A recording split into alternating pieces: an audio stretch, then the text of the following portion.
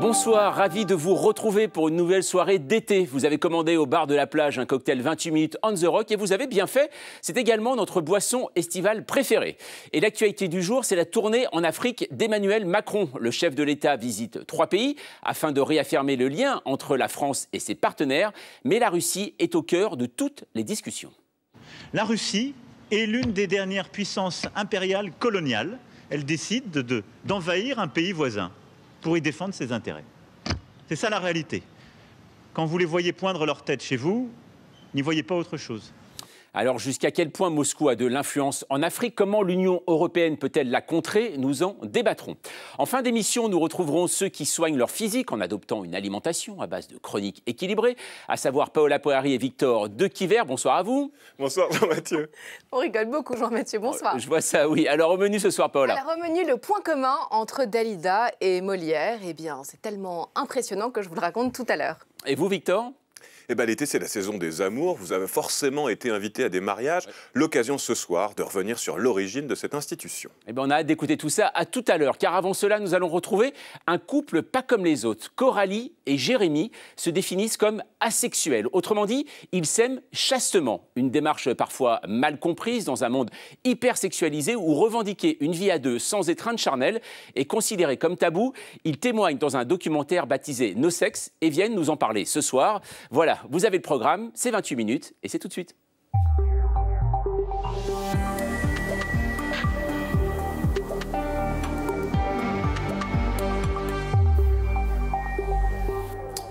Alors bonsoir Coralie. Bonsoir. Bonsoir Jérémy. Bonsoir. Alors on va parler justement de ce documentaire Nos sexes. Je vais vous présenter l'équipe bien sûr de 28 minutes. Alain Ndiaye, bonsoir. Bonsoir Jean-Mathieu. Bonsoir Hélène Roussel. Bonsoir. Alors Coralie et Jérémy, on découvre votre parcours en fait dans ce documentaire Nos sexes qui est actuellement disponible sur la plateforme arte.tv. Ça recueille la parole de plusieurs personnes très différentes.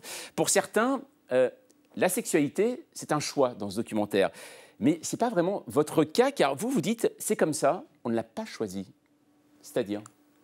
Oui, c'est exactement ça. En fait, la sexualité, c'est une orientation sexuelle, d'une certaine façon, puisque c'est vraiment quelque chose qu'on ne choisit pas. C'est simplement que nous deux, on n'a jamais aimé ça. On n'a jamais aimé le sexe et on s'en est rendu compte, en fait, avec les différents partenaires qu'on a eus dans notre vie, en fait, que vraiment, ça ne le faisait pas à ce niveau-là, que c'était vraiment pas notre truc. Mm. Et sauf qu'on ne connaissait pas, en fait, le terme asexuel, et c'est vraiment en se posant des questions, en faisant des recherches, qu'on s'est rendu compte qu'on n'était pas les seuls et que ça s'appelait tout simplement la sexualité. Alors on va continuer à parler de tout ça avec vous, mais avant ça, on va faire connaissance justement avec vous deux. On va regarder votre portrait, c'est votre règle de 3 et elle est signée Olivier Boucreux. Le doc, le couple, la société, c'est la règle de 3 de Coralie et Jérémy. Avec Nos sexes, le titre efficace du documentaire de Didier Cros, le ton est donné. Quelque part, j'ai envie de dire, moins on baise, moins on baise. Et plus on baise, plus on baise. Abstinence volontaire, contrainte ou choix de vie, les différents témoins du film ne vivent pas tous leur no sexe de la même façon, ni pour les mêmes raisons. T'as même pas envie de te toucher? Non. Non, non, non. Et non. Chantal a fait un rejet après une naissance, Léna a été traumatisée par un viol, François, lui, subit en souffrance son abstinence, alors que Loïc a décidé en conscience de se sevrer. Au milieu de ces témoignages solitaires, parfois tristes et souvent poignants, Coralie, 27 ans, et Jérémy, 30 ans, assument ensemble et avec le sourire leur sexualité, ou plutôt leur asexualité. Ça veut dire qu'on n'a pas de désir sexuel l'un pour l'autre et qu'on n'a pas de désir sexuel pour les autres aussi, quel que soit leur sexe. C'est le seul couple du documentaire. Elle est institutrice, lui AESH, accompagnant d'élèves en situation de handicap. Ils se sont rencontrés sur un site spécialisé dans les sexualités parallèles. Si Coralie a déjà éprouvé du plaisir en faisant l'amour, elle ressent aussi un fort sentiment de dégoût. Jérémy, le romantique, avoue, lui, avoir été déçu par sa première fois. Si le couple a accepté de témoigner à visage découvert, c'est pour lutter contre les préjugés. Moi, ce que je trouve étrange, c'est que on arrive à concevoir le sexe sans amour, mais on n'arrive pas à concevoir l'amour sans sexe. Et ça m'a toujours paru bizarre. Sur eux et leur orientation sexuelle, le regard des autres est souvent pesant. La société actuelle, hypersexualisée, a beaucoup de mal à accepter qu'on puisse vivre épanoui sans sexe. Et on dit que le sexe, c'est le ciment du couple, traditionnellement. Bah, pour nous, du coup, effectivement, ça l'est pas. Et c'est vrai qu'on a dû, entre guillemets, se trouver un autre ciment. Et nous, ce ciment-là, bah, il passe par le contact qu'on a l'un pour l'autre. En se livrant, Coralie, Jérémy et tous les autres interrogent finalement la place dévorante du sexe dans nos sociétés, et leur no-sexe prend alors la forme d'un slogan politique. Voilà, Coralie et Jérémy, donc dans le documentaire, hein, vous apparaissez No Sex qui est disponible sur arte.tv. Alors vous avez fait connaissance sur un site de rencontre tous les deux. Quels ont été vos premiers mots pour vous rencontrer? Bonjour. Oui, bien sûr, j'imagine. Comment justement vous vous êtes séduits et est-ce que c'était à la base de cette séduction la sexualité justement? Non, pas du tout, parce qu'en fait, c'était un site de rencontre sur lequel on pouvait, entre guillemets, cocher la case asexuelle. Donc, on savait déjà que notre interlocuteur allait être asexuel. Donc, pour nous, voilà, c'était déjà un sujet qu'on pouvait... évacuer. Qu'on pouvait évacuer, entre guillemets, quoi. Après, on s'est concentré beaucoup sur nos points communs et on a vraiment eu un coup de foudre l'un pour l'autre. Donc, donc, ça a été assez rapide Et maintenant, vous êtes là, en effet. Oui. Et la Vous dites, on l'entend dans le documentaire, que vous n'avez pas de désir sexuel. Alors, pour personne, mais pas l'un pour l'autre, mais que vous avez une attirance. On a du mal à voir la nuance. Alors, c'est plus de l'attirance romantique et physique aussi, parce qu'on se trouve beau, enfin, on a envie de se prendre dans les bras, de s'embrasser, mais ça s'arrête là, en fait. C'est-à-dire qu'on... On ne se trouve pas sexy. Ouais, non, même ce mot, il est un peu... Enfin, c'est même un mot presque étranger, en fait, parce que vu qu'on n'éprouve pas d'attirance sexuelle pour les autres, ben, du coup, on peut pas... enfin, le mot sexy, pour nous, il veut pas dire grand-chose. Par contre, ça ne nous empêche pas d'avoir de l'attirance physique. Et la différence avec l'amitié, par exemple. C'est-à-dire que la force des sentiments dans l'amitié peut être très très fort, une amitié aussi. Tout à fait, mais il n'y a pas cet aspect romantique dans l'amitié non plus. Donc c'est vrai que c'est compliqué à définir. Mais c'est pour ça que c'est intéressant.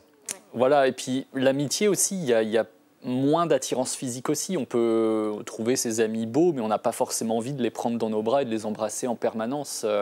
On n'a pas forcément envie de faire des choses romantiques avec elles. Donc il y a quand même une grosse différence. Alors comment on fait justement? Alors vous utilisez le terme coming out pour parler justement de cette asexualité. Faire son coming out d'asexuel auprès de ses proches, est-ce que ça a été une chose difficile pour vous? Oui, plutôt parce que dans une société aussi sexualisée que la nôtre, finalement, c'est compliqué d'avouer à quelqu'un qu'on n'aime pas ça. On est perçu comme anormaux, comme médicalement anormaux, comme malades. Les gens, ils sont pleins de bonnes intentions, mais ils essayent de nous guérir ou de trouver des solutions. C'est-à-dire, comment ils font? Qu'est-ce qu'ils vous préconisent? Ah bah, j'ai un ami, là, dernièrement, qui a dit bah, « Regardez un bon porno, vous allez voir, ça va aller mieux, quoi. » C'est très récent, ça. Ouais, mais nous, on n'a pas besoin de tout ça, en fait. On n'a pas besoin d'être guéri ou quoi que ce soit. On n'est pas malade. C'est ce qu'on est et on le vit très, très bien. Vous parliez de société hyper sexualisée. En ce moment, c'est l'été. Les journaux titrent toutes les astuces sexo. Comment vous le vivez? Ça vous dérange? Ça vous choque? Moi, ça me choque... Enfin, ça me choque dans le côté un peu femme-objet ou ce genre de choses, mais sinon, enfin, la sexualité, de manière générale, moi, c'est pas quelque chose qui me choque du tout. C'est juste... Vous y êtes indifférent. C'est juste que, voilà, j'y suis indifférent. Et moi, personnellement, j'aime pas ça. Mais de la même manière, d'ailleurs, on en parle dans le documentaire, on compare au jogging, par exemple. Plein de gens peuvent aimer le jogging. C'est pas pour autant qu'on va être choqué par les gens qui aiment le jogging. C'est juste, nous, bon, c'est pas notre truc. Alors, justement, Anna, vous allez revenir sur un sigle. Parce que, alors, moi, je connais bien le sigle LGBT, mais LGBTQIA+, ça veut dire quoi?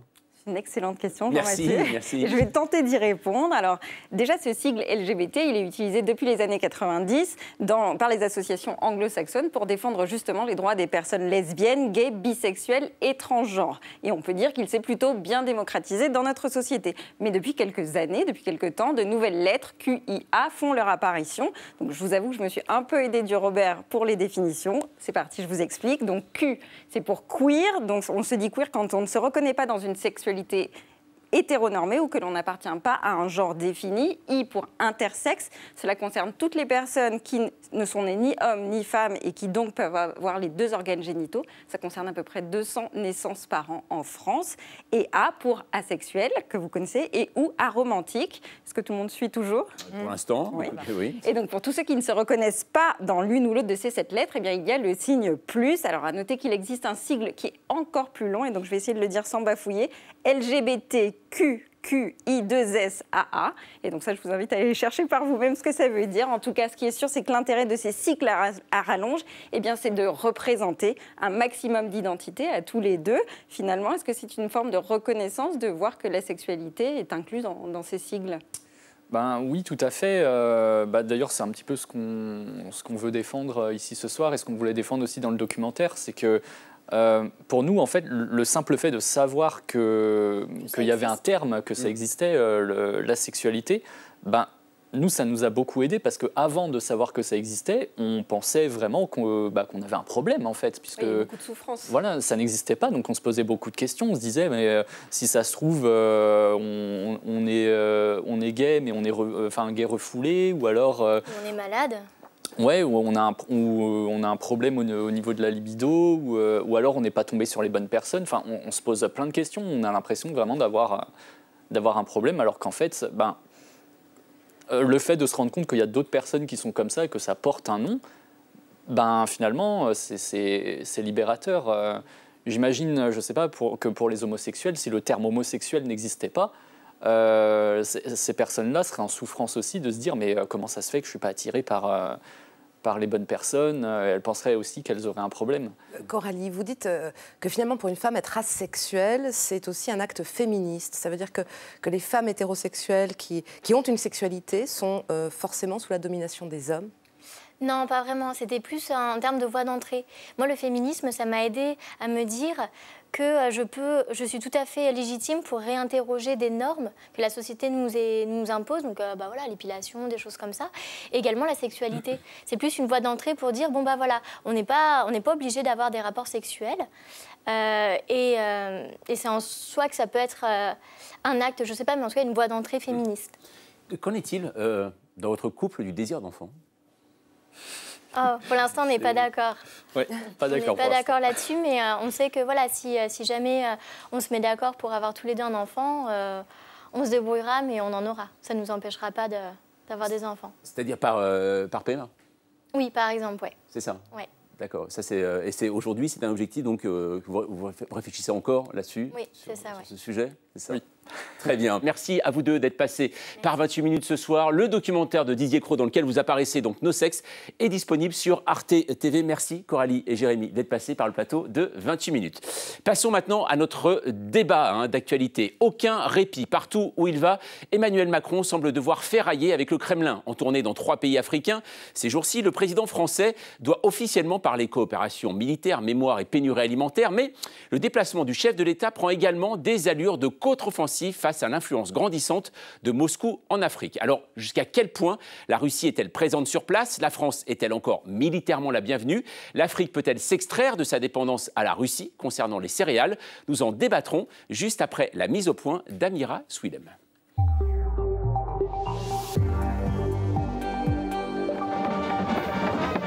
L'accueil est chaleureux, le contexte explosif. En perte de vitesse en Afrique, la France voit son influence reculer au profit d'autres puissances, dont la Russie. En tournée au Cameroun, en Guinée-Bissau et au Bénin, Emmanuel Macron en fait l'amer constat. Nous sommes bousculés et parfois, peut-être nous étions-nous endormis. Disant, c'est notre précaré, personne ne va venir nous chercher, c'est chez nous, entre guillemets. Ce qui préoccupe le président, c'est le recul de la France sur le terrain militaire. Chassée du Mali par la junte fraîchement arrivée au pouvoir, la force Barkhane voit d'un mauvais œil l'implantation du groupe paramilitaire russe Wagner dans plusieurs pays du continent. Emmanuel Macron met en garde ses homologues contre la tentation de se placer sous protection russe. C'est la Russie qui décide par le truchement de milices de venir en soutien soit à des pouvoirs politiques affaiblis, soit à des juntes militaires qui n'ont aucune légitimité politique, pour leur dire « nous vous apportons sécurité et protection à vous, pas à votre peuple, à vous ». en échange d'une influence russe et d'une captation des matières premières. Une tournée qui intervient alors que la Russie mène actuellement une guerre en Ukraine qui débouche sur des problèmes d'approvisionnement en blé et autres céréales. De quoi faire craindre des risques accrus de famine en Afrique. La faute aux Russes, martèle le président français. En tournée lui aussi en Afrique, Sergueï Lavrov tente lui de rejeter la responsabilité sur les Européens. C'est faux de faire peser sur la Russie de façon inconditionnelle la responsabilité de ce qu'on appelle la crise alimentaire mondiale.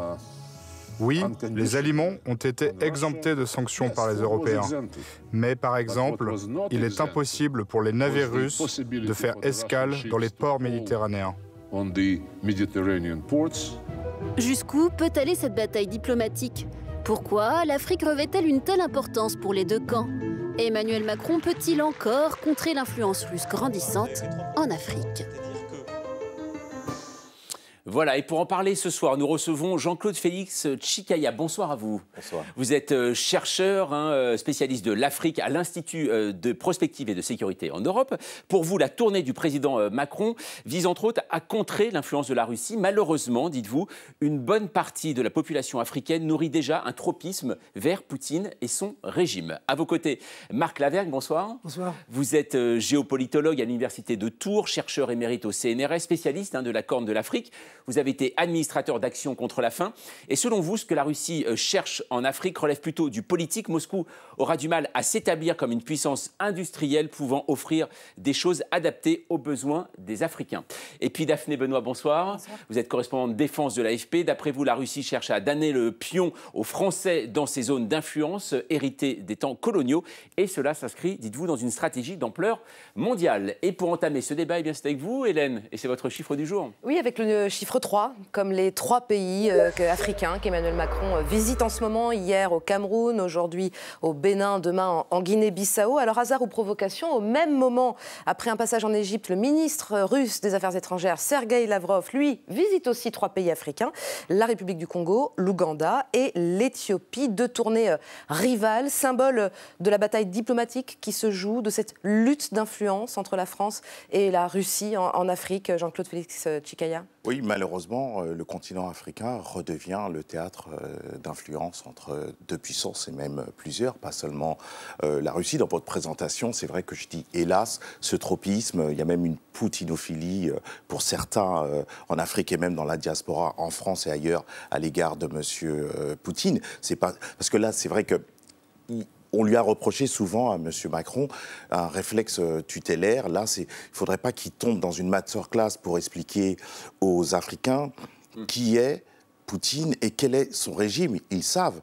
Mais parfois, certains optent politiquement, intellectuellement pour Poutine et pas toujours armés d'un sentiment anti-France-Afrique, parce que la France-Afrique, c'est bien une co-animation entre l'Afrique et la France, même si ça a été entamé, même s'il y a une démarche qui a été entamée de la part de M. Macron, il y a des survivances aussi sur le plan économique qui sont au fond d'écran. D'ailleurs, il reste devant la bataille géopolitique, comme ça certains font des affaires. Et puis, il était quand même hier au Cameroun, M. Biya, qui est là depuis 40 ans, 7e mandat.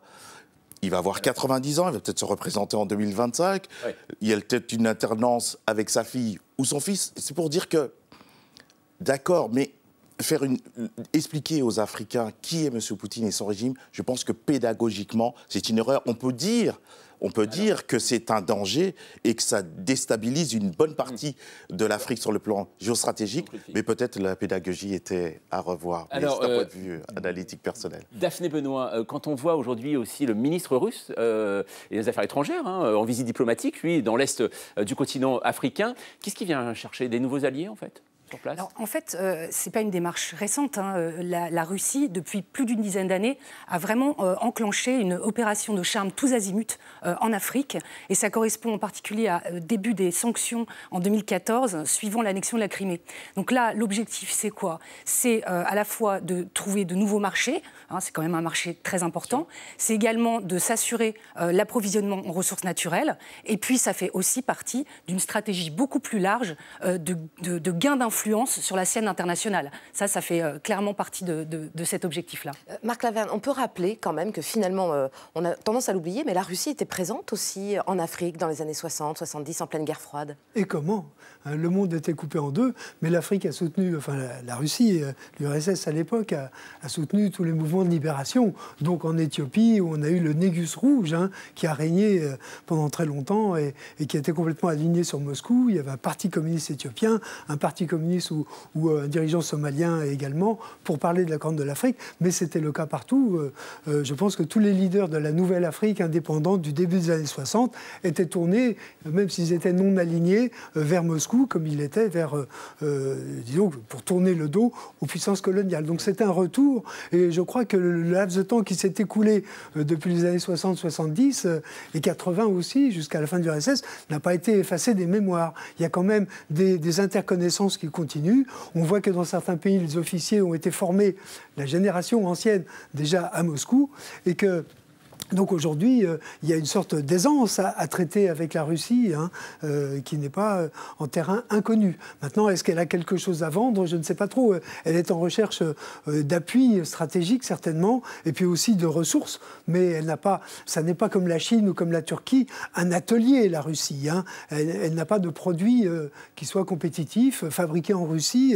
On n'en voit pas en France, on n'en voit pas en Afrique non plus. Jean-Claude Félix Chigaya, est-ce qu'on peut dire aussi, on se souvient au moment du Covid, au début du Covid, eh bien la Russie a fourni beaucoup de vaccins à un moment à l'Afrique de l'Ouest. Il y a une sorte de géopolitique du vaccin en fait, alors que la France on n'a pas fourni. Est-ce que aujourd'hui c'est aussi cette influence-là que la Russie, en effet, vous en parliez tout à l'heure, joue sur tous les tableaux véritablement? Et est-ce qu'il y a un affrontement clair entre la France et la Russie sur le continent africain? Ah oui, il y a un acte, c'est un acte géostratégique, les vaccins. C'est vrai que ceux qui n'ont pas voté pour les autorités africaines, la résolution à l'ONU, il y en a 9 qui n'ont pas voté pour, condamnant l'invasion de la Russie. L'invasion de la Russie. Beaucoup se sont abstenus, certains ne sont pas venus, parce qu'ils sont tenus aussi, pas seulement sur le reliquat de l'aide de l'URSS, en ce temps-là, pour travailler à la libération des pays qui étaient colonisés. Là, c'est toute autre Russie qui mène une guerre impérialiste et expansionniste. Donc, comme M. Macron dit que c'est vrai qu'il y a une certaine duplicité, il a raison. Pourquoi vous ne reconnaissez pas une guerre expansionniste et impérialiste? Vous l'avez connue, vous nous l'avez reproché. Certes, on doit avancer ensemble. Maintenant, il le dit, et d'ailleurs, personne ne lui a répondu, parce que ça met même en difficulté certains panafricains qui se disent on veut changer, et ils ont raison, et ils sont légitimes, les rapports entre la France et l'Afrique, mais ils sont en même temps avec Poutine, qui mène une guerre impérialiste. C'est un despote comme ils ont sur le continent et qu'ils combattent. Et là, malheureusement, il y a les vaccins, il y a le céréal, il y a d'autres, malheureusement... fait de réel politique, avec ce cynisme de réel politique qui malheureusement bloque pas seulement les régimes, mais aussi une société civile, une géopolitique des peuples qui est quand même dans des contradictions. Vous avez parlé de réel politique, alors on a vu qu'Emmanuel Macron, on va le voir avec vous, Anna s'y essayait à cette réel politique, puisque l'année dernière, donc Emmanuel Macron, eh bien, il s'était essayé une nouvelle forme de diplomatie, on peut dire ça, avec le continent africain. Ça n'a pas vraiment fonctionné. Pas tout à fait, je vous explique pourquoi. Rappelez-vous, c'était en octobre 2021, le 28e sommet Afrique-France à Montpellier. 3000 représentants des sociétés civiles africaines et françaises s'étaient donné rendez-vous aux côtés du chef de l'État. Il soufflait alors à l'époque comme un vent de nouveauté. Il était question de rompre avec le passé, de redéfinir la relation entre la France et le continent africain, et puis aussi d'engager un dialogue constructif avec la jeunesse. Alors pour la rupture avec le passé, c'était plutôt gagné. Aucun chef d'État africain n'avait été invité. Le dialogue, lui, il a bien eu lieu. En revanche, la jeunesse africaine n'a pas ménagé le président sur la notion de réparation, notamment suite à la colonisation, ou encore sur la présence militaire française sur le continent. Mais ce qui a vivement été reproché, vous le disiez tout à l'heure, à cette nouvelle formule du sommet, c'est le fait de s'approprier la résolution de problématiques africaines, alors même qu'elles sont du ressort des acteurs locaux. Alors cette nouvelle tournée en Afrique aujourd'hui, eh bien, à la rencontre de ses homologues, elle sonne un petit peu comme un retour à une diplomatie plus conventionnelle. Fini la disruption et bonjour la tradition. Plus question de bouder les chefs d'État. Emmanuel Macron a d'ailleurs rencontré hier le président, on le disait tout à l'heure, camerounais Paul Biya, 89 ans, plus de 40 ans au pouvoir, le plus vieux dirigeant de la planète, autoritaire et peu respectueux des droits humains, Daphné Benoît. Pourquoi, selon vous, avoir misé sur ce président en particulier pour débuter sa tournée? C'est une opération séduction? Écoutez, c'est intéressant. Le Cameroun a une position quand même extrêmement stratégique. Hein. C'est un voisin du Tchad où les forces françaises sont présentes et on a des intérêts. C'est également un cordon ombilical vers la République centrafricaine. Donc ce pays-là, avec l'âge avancé du président, présente un risque d'instabilité. Il va y avoir une succession. Enfin, il y a beaucoup de questions qui se posent. Donc j'imagine que le président Macron a choisi ce pays pour ces raisons-là. Mais de façon plus générale, cette tournée africaine, elle s'inscrit dans une volonté justement de rénover notre offre stratégique en Afrique. Il y a eu un discours important le 13 juillet à Brienne par Emmanuel Macron qui a affirmé cet objectif en appelant finalement à ce que notre offre militaire soit moins visible, plus en appui des forces locales et qu'on valorise plus, au contraire, tout ce qui est effort de développement, de coopération économique, etc. On veut un peu invisibiliser la présence française sur le continent africain, mais tout en y restant, parce qu'il y a des enjeux. Il y a des enjeux de lutte contre le djihadisme et il y a des enjeux d'influence majeurs dans la compétition stratégique, notamment avec la Russie. Alors, vous l'avez dit, en effet, ce voyage, donc il y a un axe militaire, en effet, qui est très important. Et alors, Hélène, vous vous êtes livrée à un petit exercice comparatif, hein, tout simplement, à propos de militaire, entre deux présidents, et notamment, quand on parle de militaire en Afrique, on parle forcément du Mali. Ben oui, alors d'abord, on va retourner au 11 janvier 2013, 3 semaines après le déclenchement de l'opération Serval au Mali, moins d'une semaine après la prise des villes du Nord par les forces maliennes et françaises qui en ont chassé les groupes armés, le président François Hollande, en visite à Bamako, la capitale, parle de la journée la plus importante de sa vie politique. Il se réjouit de cette première bataille gagnée contre le terrorisme. On va le regarder. Oui, nous devions être là, parce que ce qu'il était important de combattre, c'était le terrorisme. Eh bien, depuis cette date du 11 janvier, de l'intervention de la France, ville après ville, village après village, les armées du Mali et de la France, appuyées par les pays de l'Afrique de l'Ouest, rendent enfin au Mali son unité, son intégrité et sa force. 9 ans plus tard, autre paysage, autre tonalité, la force française Barkhane est chassée du Mali par la junte, contrainte de se retirer. Emmanuel Macron évoque ainsi la situation devant la communauté française de Yaoundé. C'était hier. La France restera résolument engagée pour la sécurité du continent.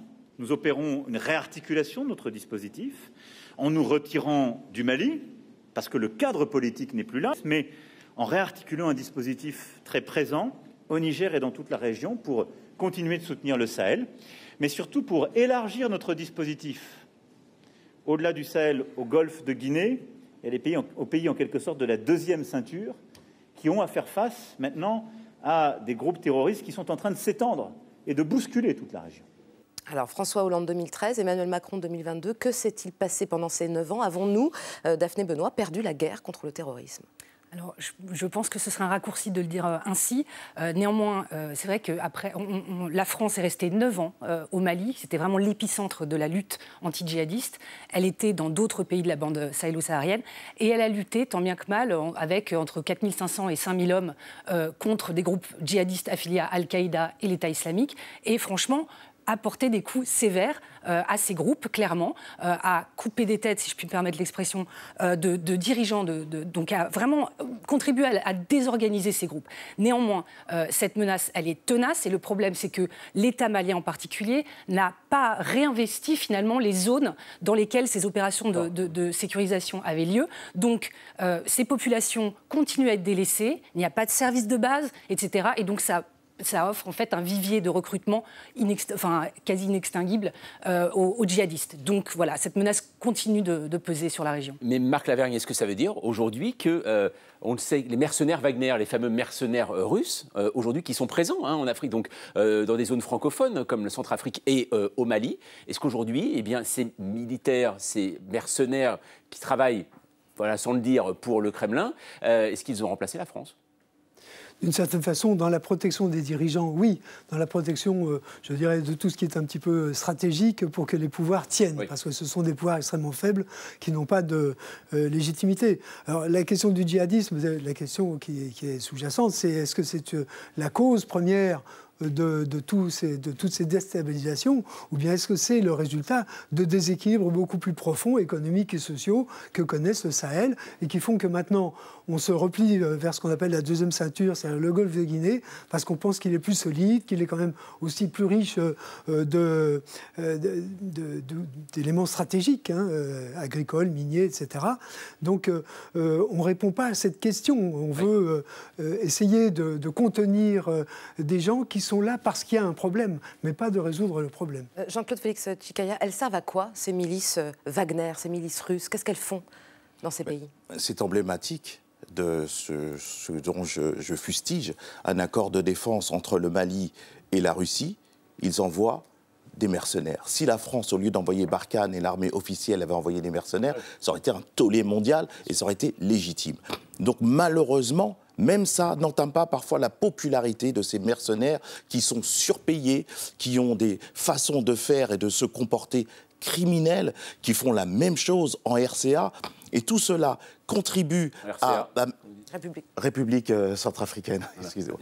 Tout cela contribue à mettre du vent dans la voilure des régimes autoritaires. Donc ça va complètement contrer le soulèvement des peuples dits progressistes et panafricains qui se trompent en allant vers Poutine en pensant qu'ils prennent, comme au judo, la force de Poutine sur le plan géostratégique pour être plus fort, sauf que ça renforce M. Sassou Nguesso qui a signé hier un accord de défense avec Poutine, ça renforce M. Museveni en Ouganda, ça renforce l'Éthiopie qui mène une guerre au Tigré, ça renforce tous ces régimes qui sont plus que contestables et criminels. Daphné Benoît, vous vouliez réagir? Oui, je voulais juste ajouter qu'en complément en fait, de la présence de ces milices, de ces sociétés paramilitaires Wagner dans certains pays d'Afrique, en fait, cette démarche, elle est souvent accompagnée, et même quasiment systématiquement, d'opérations de campagne, de désinformation sur les réseaux sociaux, dans les anciennes colonies françaises en particulier,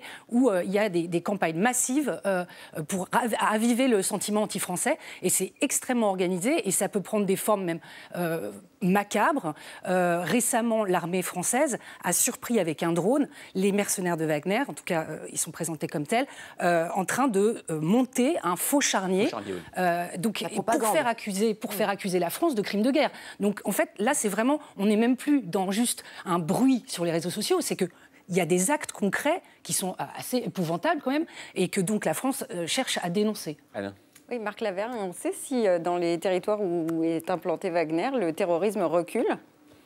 En Centrafrique, il n'y avait pas de terrorisme à proprement parler, en tout cas islamiste. Il y avait des groupes, la Seleka, qui sont effectivement islamistes, on ne sait pas trop, mais qui représentent les tribus ou les peuples de l'Est du pays, et puis d'un autre côté, les anti-Balaka. Donc là, on ne pouvait pas parler, et les Russes se sont implantés de façon stratégique, non pas parce qu'il y avait des troubles, mais parce que c'est le cœur de l'Afrique. C'est l'Afrique.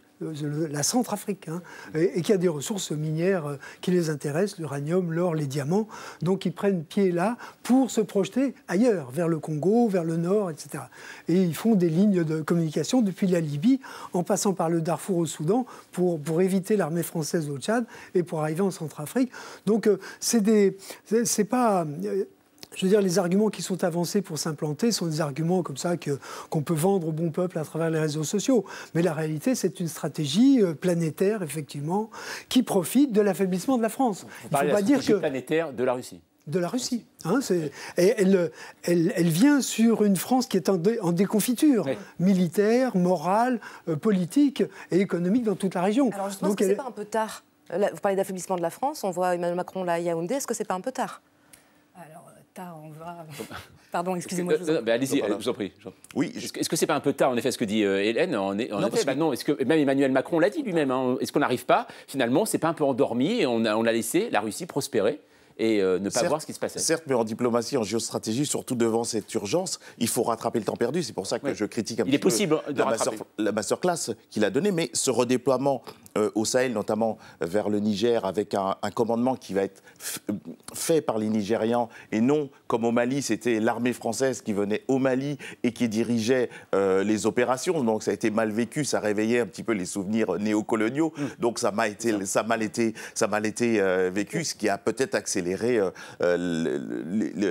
les militaires qui ont pris le pouvoir, qui sont très populaires. Mais pour te dire que la France peut rattraper son temps de retard si elle initie vraiment ce changement de prisme et de paradigme à l'égard de l'Afrique et des Africains, et pas seulement faire ce que vous faites au Mali, au Congo, la même chose. Voilà, c'est 55 pays, c'est des situations complètement complexes. Différentes, donc il y a des rapports et des connivences avec, quand vous prenez, donc j'ai parlé d'accord hier, ils étaient, M. Lavrov, d'ailleurs, lui, ne s'embarrasse pas de conditionnalité sur la démocratie ou autre. Bien sûr. Il fonce. Il y a un enjeu dont on n'a pas beaucoup parlé ici, c'est quand même l'enjeu alimentaire. On se retrouve avec une Afrique complètement dépendante de ces céréales russes, de ce blé ukrainien, et qui est donc soumis à cette inflation, à cette pénurie. Daphné Benoît, comment est-ce que la Russie peut aller jusqu'à affamer l'Afrique? Est-ce que ça peut être un enjeu, une arme géopolitique aussi? Alors, clairement, la plupart des dirigeants occidentaux l'ont dénoncé récemment, la Russie utilise visiblement le blé, comme le gaz d'ailleurs, comme arme de guerre. De fait, effectivement, c'est un levier sur lequel ils peuvent jouer. Et le président Macron, justement, pendant sa tournée africaine, a dénoncé le fait que la Russie, une fois encore, on retombe dans la guerre informationnelle, que la Russie voulait faire passer cette crise alimentaire voulait en attribuer la responsabilité aux Occidentaux à cause de leurs sanctions. Tout à fait. Ouais. Et Lavrov l'a bien dit, lui, en Afrique, il a dit c'est de la faute des sanctions. Emmanuel Macron a tenté de dénoncer ces contre-vérités en disant que non, bien évidemment, c'était la Russie qui avait attaqué l'Ukraine et que donc c'était l'agresseur qui était coupable de tout cela. Marc Lavergne, justement sur ce blé aujourd'hui qui est attendu par énormément de pays africains, de blé, de céréales. Aujourd'hui, la Russie est considérée comme le pays qui bloque ou au contraire qui va libérer ces céréales? Écoutez, je crois qu'on est quand même sur un fond qu'il ne faut pas oublier, qui est un fond de désertification, de problèmes, de déséquilibre alimentaire par surpopulation, par changement climatique, etc. Tout le Sahel, et doublement de la population tous les 20 ans, etc. Donc là, on vient, disons, il y a une situation de déséquilibre structurel. Et puis, plus au sud, on a des terres plus fertiles, comme au Cameroun, mais là, on fait du panier à huile, on fait des choses comme ça, on fait des investissements avec la qui construisent des barrages, qui organisent des routes et des systèmes. Nous dépendons aussi de la nourriture africaine. Ouais. Les bananes du Cameroun, elles sont partout dans les supermarchés. Et je vous dis, l'huile de palme, c'est l'Afrique qui nous la fournit. On pourrait citer beaucoup d'autres exemples. Mais si vous voulez, cette ceinture-là au sud, on la défend. En réalité, on ne va pas sauver le Sahel. Et ce n'est pas le blé qui va débarquer dans les ports du golfe de Guinée qui vont nourrir les Sahéliens en lisière du désert. Les gens du Darfour jusqu'à Nouakchott, c'est pas... Ils ne mangent pas du blé ukrainien, ils mangent du sorgho, du mil, etc. Ouais. C'est bien entendu. Merci en tout cas à vous trois d'être passés ce soir pour parler de ce sujet. J'imagine qu'on y reviendra à un moment, bien sûr, forcément un sujet. Merci beaucoup d'être passé par 28 minutes. Dans un instant, avec Paola Poirari et Victor Dequiver, nous verrons que mourir sur scène n'est pas qu'un cliché. Voilà, et oui, ça arrive à certains. Et nous nous arrêterons sur la notion de mariage en version culture. La pièce montée d'ailleurs à temps dans les loges. Mais tout de suite, partons avec Mathieu Conquet dans le grand univers du tube musical. Chaque jour, il se penche avec passion et curiosité sur un titre qui a changé la face de la musique. Aujourd'hui, un air qui donne envie de rouler au volant d'un pick-up déglingué sur des routes poussiéreuses de la campagne américaine. Ou du Cantal, c'est bien aussi. Bref, ça donne envie de bouger. À la loupe, The Coaster avec Yakety Yak.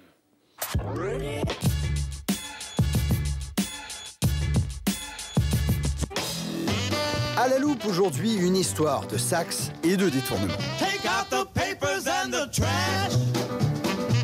Or you don't get no spending cash.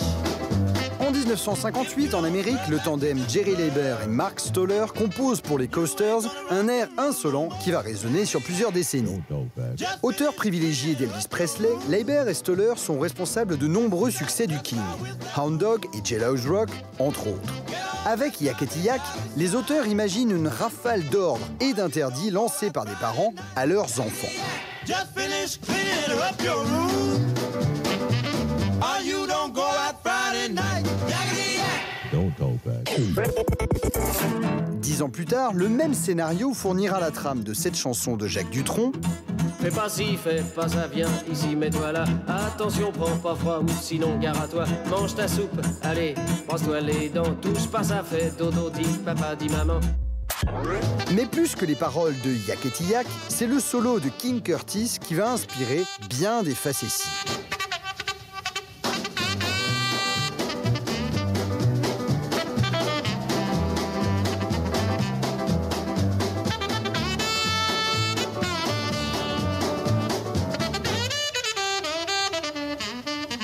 Ce passage vous dit quelque chose?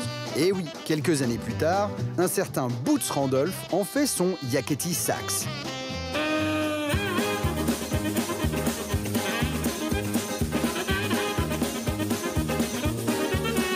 Qui deviendra en Angleterre le fameux générique de la série comique Benny Hill. Pour la petite histoire, le saxophoniste Boots Randolph, rendu célèbre par ce Yakety Sax, sera l'un des piliers des studios de Nashville et il travaillera lui aussi à plusieurs reprises avec Elvis. Récemment, ce saxophone débridé faisait son retour dans un journal télévisé pour saluer, dans un humour très anglais, la chute de Boris Johnson. Well, I think there are a couple of things. Firstly, we need to make sure that we keep the basic functions of government going. That's really important. Des coasters à Benny Hill, tous obsédés par le sax.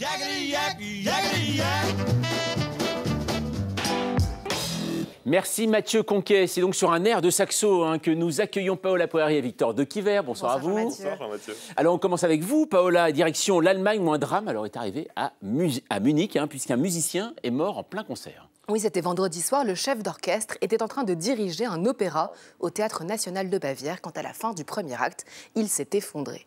À 73 ans, ce maestro est mort sur scène. Alors, c'est un drame pour sa famille, son orchestre et le public qu'il a vu tomber en majesté.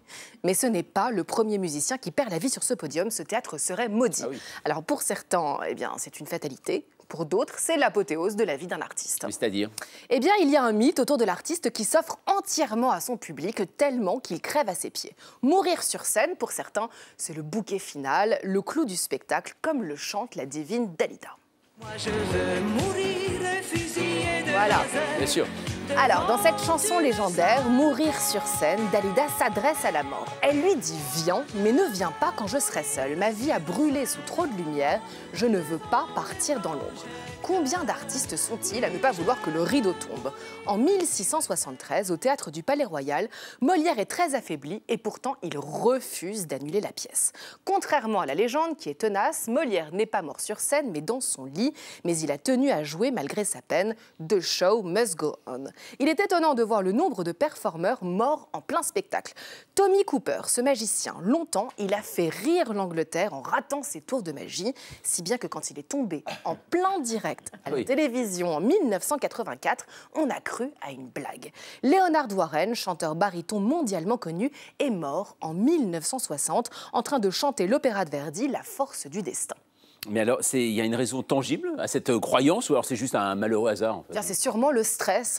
Quand on a le trac, on respire plus vite, c'est plus d'oxygène, c'est plus d'adrénaline, mais c'est aussi très mauvais pour le cœur. À force, le cerveau voit la performance comme une menace, celle de ne pas être à la hauteur. 70% des musiciens avouent avoir rencontré des problèmes d'anxiété de performance. On se souvient de la réplique de la grande Sarah Bernhardt à une jeune comédienne qui lui disait « Moi, je n'ai pas du tout le stress ». Eh bien, elle avait répondu « Ne vous inquiétez pas, ça viendra avec le talent ». Ah bah oui, voilà. Dalida, forcément, bien sûr. Merci beaucoup Paola, et bien sûr la preuve qu'on peut rester en vie, c'est toujours mieux de rester en vie quand même quand on est sur scène comme vous. Alors on va rejoindre votre compagnon de chronique, Victor, et ce soir donc vous nous dites que 80% des couples choisissent l'été pour se marier, ce qui vous a donné envie de nous parler ce soir d'engagement amoureux. Ils se marièrent et eurent beaucoup d'enfants. Cette phrase clôture beaucoup de contes. Elle est un peu idiote, puisqu'elle présuppose souvent le mariage comme un achèvement et non pas comme le début d'une aventure. Mais passons, les mariages heureux existent, c'est un fait. Admettons néanmoins qu'ils n'irriguent pas les arts. On trouve en revanche beaucoup de mariages arrangés dans la littérature et dans l'histoire, notamment dans La Reine Margot, le roman de Dumas, merveilleusement adapté par Patrice Chéreau au cinéma. Marguerite de Valois, dite Margot, est la fille du roi et de Catherine de Médicis. Elle est donc catholique. Seulement, la France, au XVIe siècle, est ravagée par les guerres de religion. Alors, pour apaiser le climat, on va contraindre Margot d'épouser un protestant qu'elle n'aime pas, Henri de Navarre, qui deviendra bientôt Henri IV. Tant pis pour lui, Margot multipliera les amants, à leur risque et péril d'ailleurs, surtout pour le comte de la Mole, qui finira la tête tranchée, le pauvre. Mais tout n'est pas politique. Dans le mariage, cette institution joue aussi un rôle économique et social. En 1751, à l'occasion de la naissance du duc de Bourgogne, 600 mariages de bienfaisance vont être célébrés par Louis XV. 600 orphelines, indigentes ou méritantes vont être sélectionnées dans toute la France par les curés pour être mariées à des artisans. On dirait un peu une émission de télé avant l'heure, sauf que là, c'est le roi qui va payer la dot. Sympa. Bien sûr, il y a aussi des mariages d'amour, hein, en tout cas au moins pour l'un des deux époux. Dans Madame Bovary, le roman de Flaubert, Emma rêve d'une vie romantique et brillante, comme les princesses des romans qu'elle lit. Malheureusement pour elle, elle va épouser le brave Charles, qui va lui offrir une vie routinière et frustrante. Emma, peu à peu, va sombrer jusqu'au suicide et Charles mourir de chagrin. Heureusement, tous les mariages ne finissent pas mal. Au contraire, hein, dans les films américains des années 1930 et 1940, c'est même devenu un archétype. On appelle ça les comédies de remariage. Prenons par exemple cette Sacrée Vérité. Vous savez, le chef-d'œuvre de Léo McCarey. Au début de l'action, Cary Grant et Irene Dume décident de divorcer. En attendant que la formalité administrative se concrétise, chacun entame donc, c'est bien normal, une nouvelle vie amoureuse, mais la jalousie les étreint bientôt et chacun se met à saboter la nouvelle vie de l'autre jusqu'à ce qu'ils se remettent ensemble. Moralité, mariage en été ou pas, le meilleur n'est jamais sûr, mais le pire non plus. Et voilà, une belle morale, Victor. Bravo, en tout cas, pour cet effort. Merci, mes amis. À suivre sur Arte. Eh bien, justement, on en parlait. Gemma, mais Bovary, hein, la réalisatrice Anne Fontaine emmène Fabrice Lucchini et Gemma Arterton dans une variation autour du roman de Flaubert où un boulanger fan de littérature fantasme sur une Anglaise de passage. Presque une histoire d'été, hein, qui parlera à beaucoup de monde. Et nous, on se retrouve demain, 20h05. Tchuss.